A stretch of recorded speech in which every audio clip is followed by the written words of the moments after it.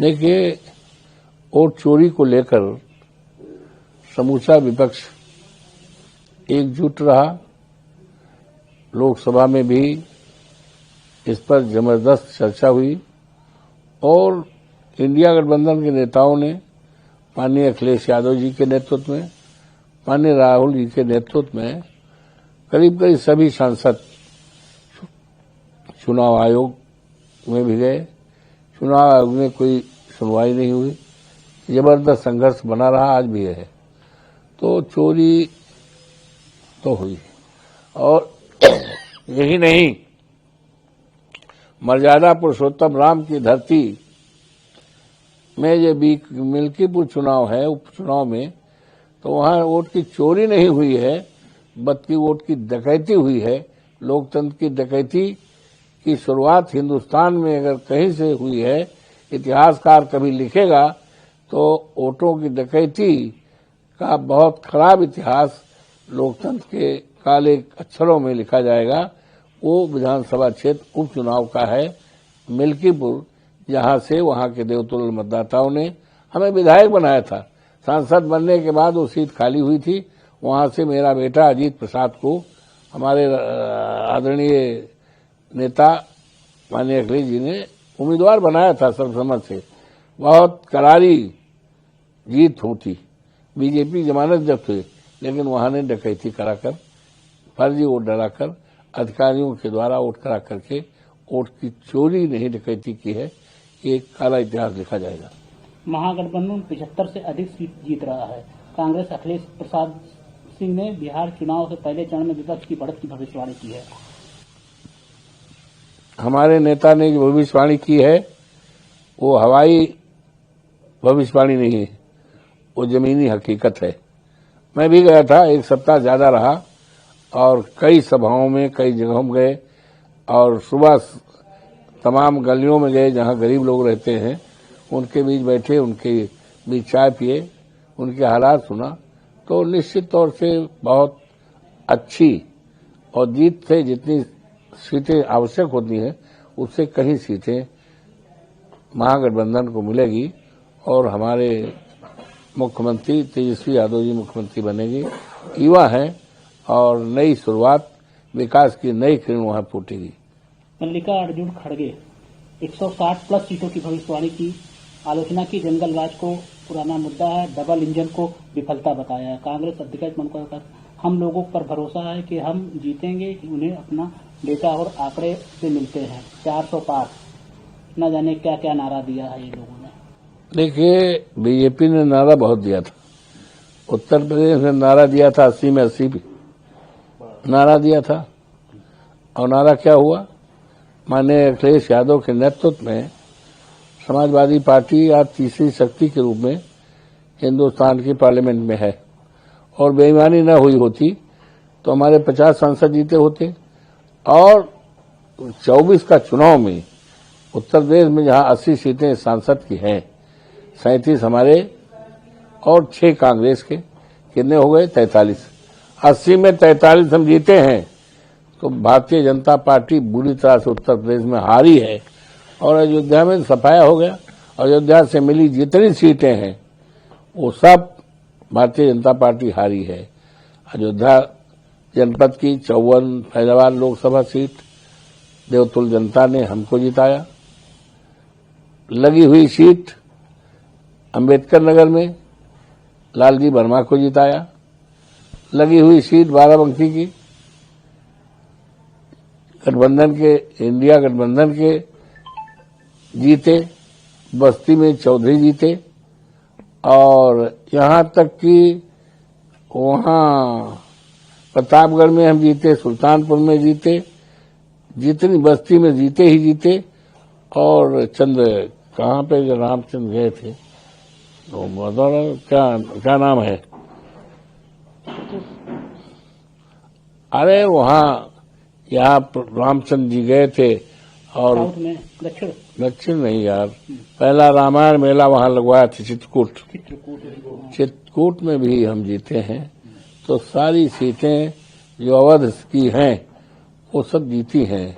हम तो कहे हैं, हमारे नेता ने भी कहा है, अवध हम जीते हैं मगध को हम जीतेंगे।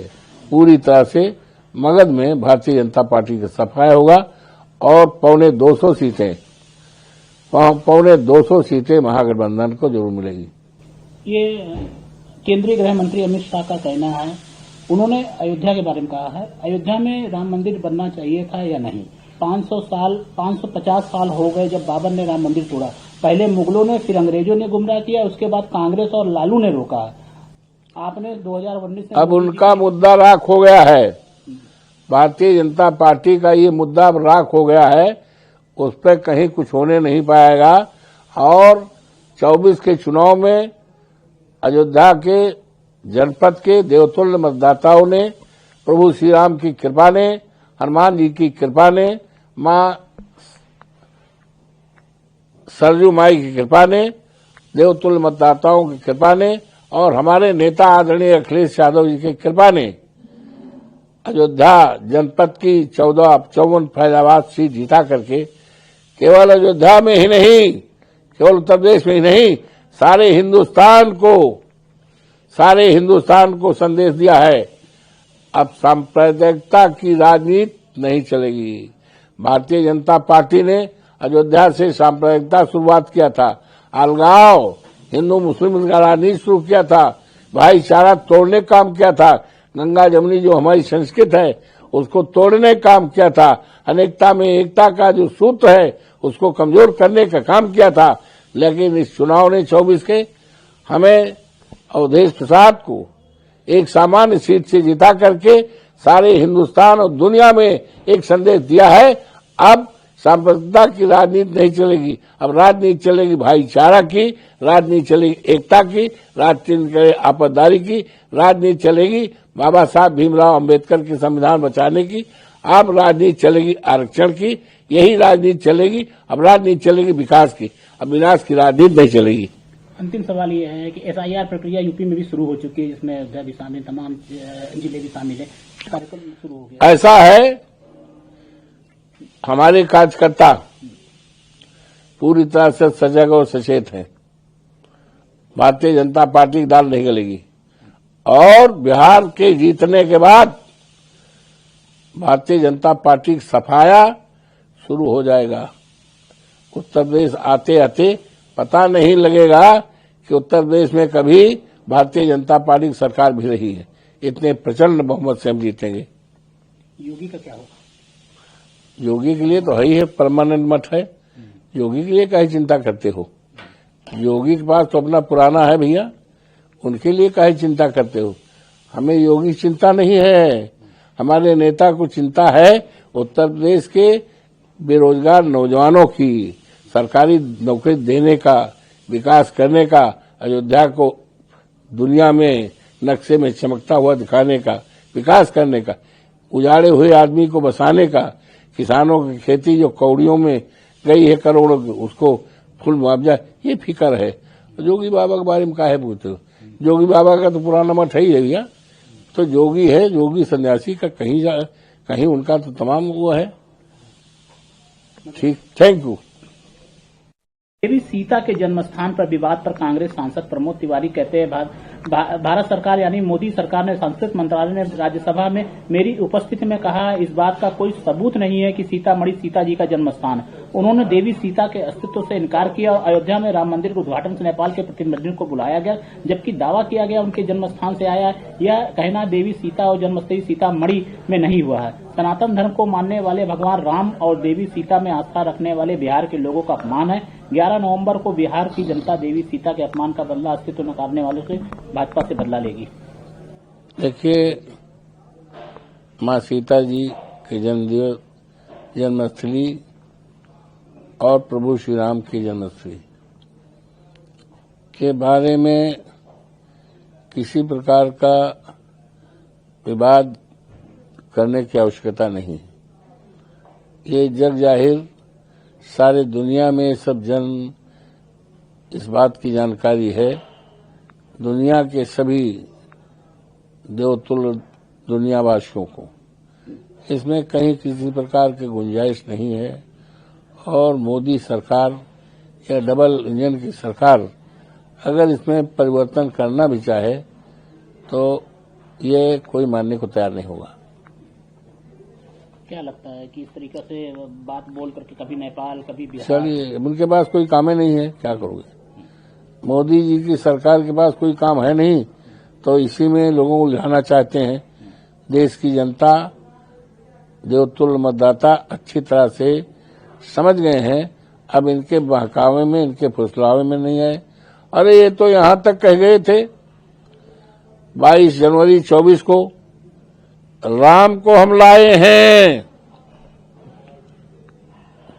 लोकसभा के चुनाव में, राम को हम लाए हैं, राम हमें लाएंगे। नोबडी विल बिलीव कि राम को लाने वाले ये नहीं है। राम किसी के लाने से नहीं आए हैं। राम तो बहुत पहले अनाथ पुरुष है। तुलसीदास ने लिखा भी है, दैविक दैविक भौतिक तापा, राम राज काहू न व्यापा। तो क्या ये 22 जनवरी 24 को कहा गया है? क्या रामायण 22 जनवरी को लिखी गई है? तो इनकी बातें सब बेकार हैं। चुनाव में कहते थे इनके कार्यकर्ता, बीजेपी के नेता बड़े बड़े, कि हम राम को लाए हैं, अंगुली पकड़ के बैठाए हैं, राम हमें लाएंगे। तो राम तो अवधेश प्रसाद को लाए। ये बात सारे देश और दुनिया में इनकी बात मिथ्या साबित हो गई। तो अब जो भी कुछ कहें ये, अब लोगों के गले के नीचे कुछ पड़ने वाला नहीं।